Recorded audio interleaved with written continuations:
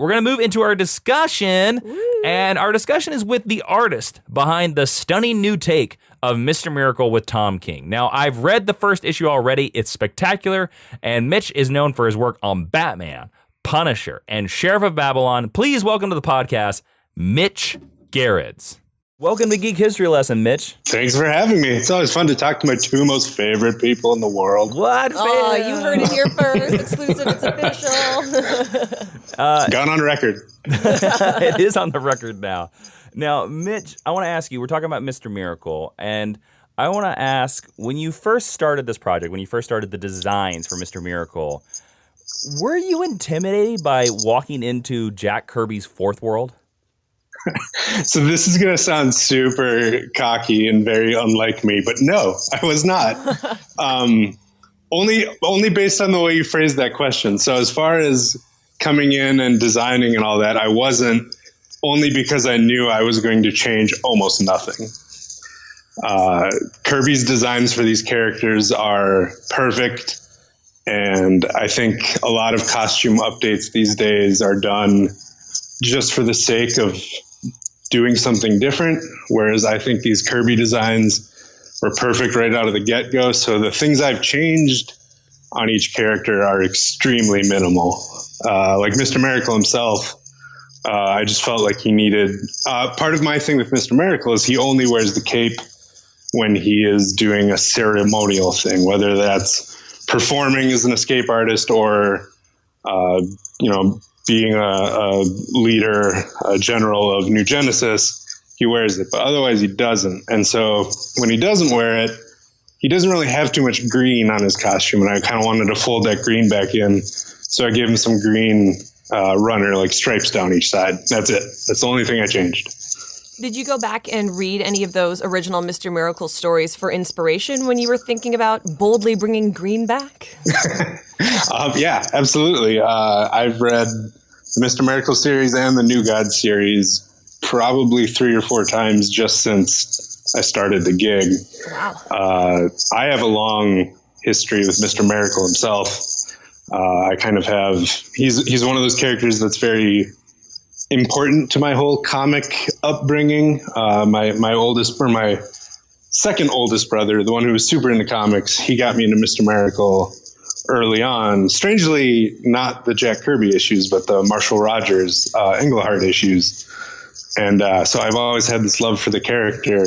And then when I got the gig, I was beyond excited. Well, we have a question from one of our patrons over at patreon.com/Jawiin. And Adrian Gunter wants to know from you, what do you think makes Scott an interesting character? What do you like the most about him? The thing I like most about Scott Free, the thing is, there's so much to like about the guy. He's a very likable character. One of the things that makes Scott so interesting is amongst all these new gods who kind of know they're gods, they're very aware that they are celestial bodies, whereas Scott Free doesn't think that. He's very down to earth, and I think that's a real cool way to bring a reader into the story because, we're all normal people.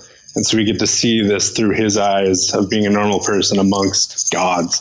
So what is the main theme for the artwork in this book? You've touched a little bit on that so far. And are there any styles that you're playing with to make that come across? Take us behind the curtain. Yeah, I'm definitely doing something different for this book. I try to do something a little different for each different title I do. I just kind of let it happen naturally, too. But this one, I really wanted to kind of go a little more experimental is a very generic term, but I guess that works. Kind of almost Bill Sienkiewicz. I went through a lot of inspiration right before I started the book with a lot of like 60s and 50s illustrators, Austin Briggs or Al Parker, Andrew Loomis, Robert McGinnis, and kind of just try to fold that into the line art and trying different things and different brushes and different techniques. Now, what would you say, what is the difference between you have drawn on Batman and Sheriff of Babylon, even Punisher, and you, what many of our listeners may not know, you pencil, ink, and color yourself. So, Can you tell us a little bit about like what is the difference between working on Batman for you compared to working on Mr. Miracle? Yeah, so Batman, I went a little cleaner with the lines, make it, kind of that classic Batman feel, but at the same time adding that Mitch Gerads, Tom King grit and charm to it. But with Mr. Miracle, I just kind of approached it from a bit more organic place. It's a bit more, if you go read, and I'm sure a lot of your listeners and viewers have, but if you read those early New Gods books and Mr. Miracle, they're insane. Like they're genius, but they're just shy of like crazy. Oh, they are very much crazy. I don't think just shy. They are crazy. Yeah. And so that's where I've kind of tried to fold in some of the techniques with my line and colors in this book. Whereas Batman and Sheriff of Babylon, I did in a very, Batman's cape is this color and blah, blah, blah, blah. Everything, the sky is blue and all that stuff. But with Mr. Miracle, I kind of go a little bit more crazy. So sometimes like the background has no color. Sometimes the background is just kind of a weird wash. Sometimes the background is a fully rendered thing.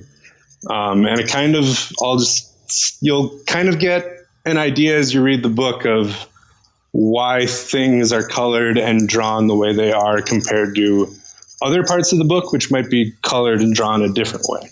Ooh, something to look out for. So, yeah. Stepping outside of the Scott-free box a little bit, is there a fourth world character that you're super jazzed to finally be able to draw, especially since you're a fan?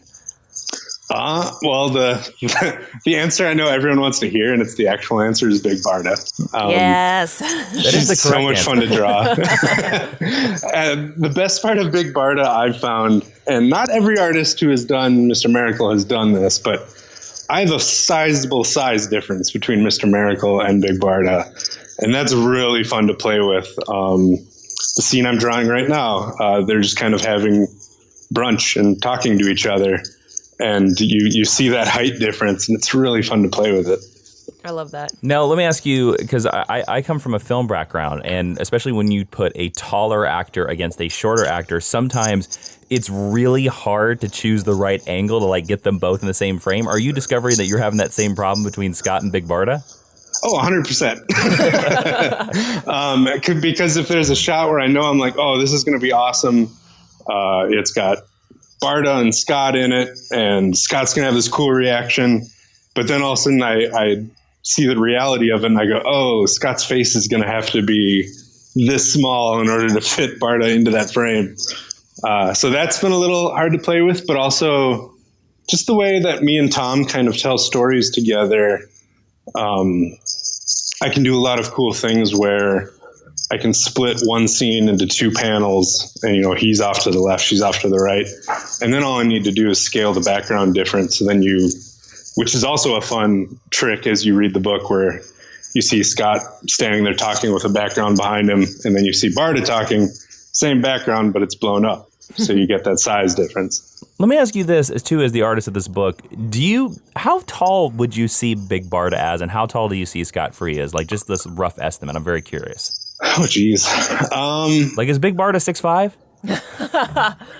I've got her probably a good 1.5 feet taller than Scott. Whoa! I love that. She's a big one.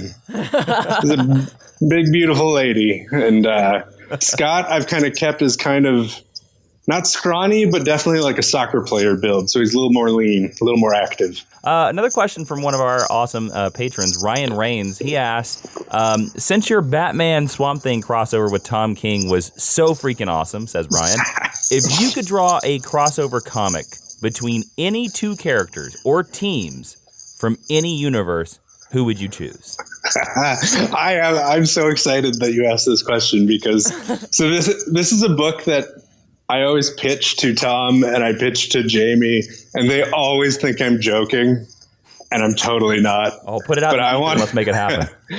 And especially I want to do this. So I'm having a kid in September, and I realized that I can show this kid none of these books I've worked on for like 16 years. So I want to do something, just a one shot that's a little more age appropriate. And I have the best idea.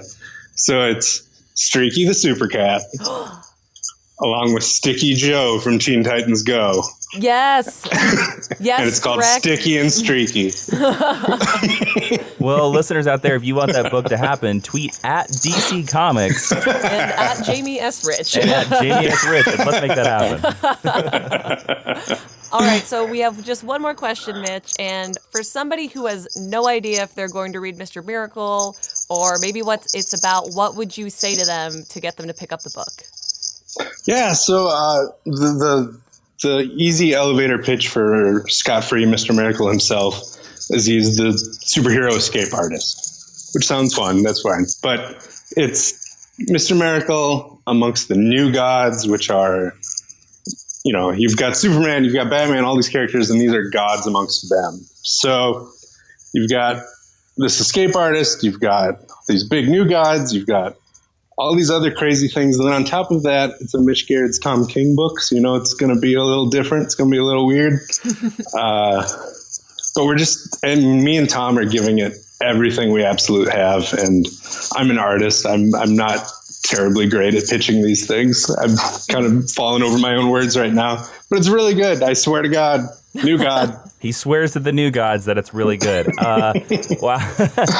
Everyone out there, if you're very curious about Mr. Miracle will be coming out the same week that you are listening to this. So if you're listening to this, run to those comic book stores and go get that podcast. And if you're listening to this in the far, far future, hey, maybe you could pick up issue 9, 10, or even the trade. We don't know when you're listening to this. Hello, future people.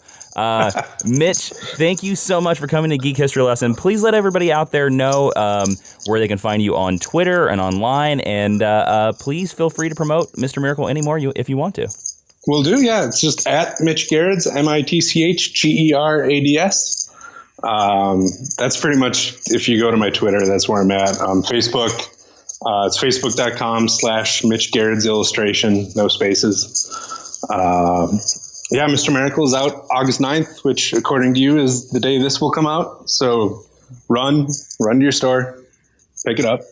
And even better yet, store. If you like it, if you pick up that first issue and you like it, please go tell your retailer to just put you on a subscription list, and then you'll get it every month. No worries. It's a Tom King book. This thing's going to sell out. It's going to sell out. It's a Tom King book. Also, I just want to let our listeners know I have gotten a chance to read Mr. Miracle #1 early, and the art in it is astounding. It is one of those DC comic books that is going to change everything. So you definitely want to pick it up. Mitch, I'm so pleased that you could boom tube in to be on this episode today. Ping, ping, ping. Thank you, guys.